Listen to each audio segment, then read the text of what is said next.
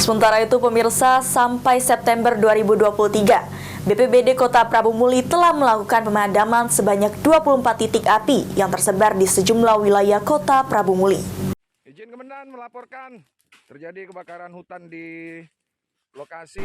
Badan Penanggulangan Bencana Daerah Kota Prabu Muli sampai saat ini mencatat sebanyak 24 titik api berhasil dipadamkan oleh petugas.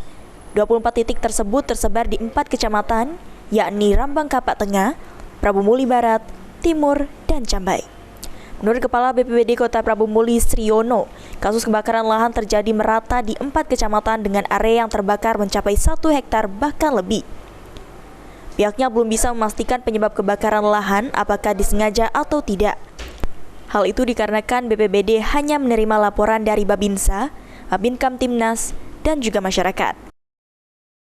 Kebakaran itu lebih dari 4 titik, jadi Agustus ini bela 20, kemarin ditambah 4 ya.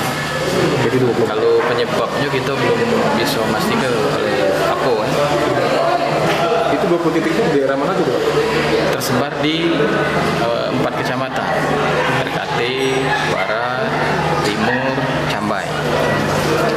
Di area yang paling sering atau rawan dilanda itu di mana? Kalau untuk daerah paling sering itu sekarang posisi berimbang, ada galau. Untuk memadamkan kebakaran hutan dan lahan yang terus bertambah saat kemarau panjang, BPBD memaksimalkan 3 armada yang dimiliki.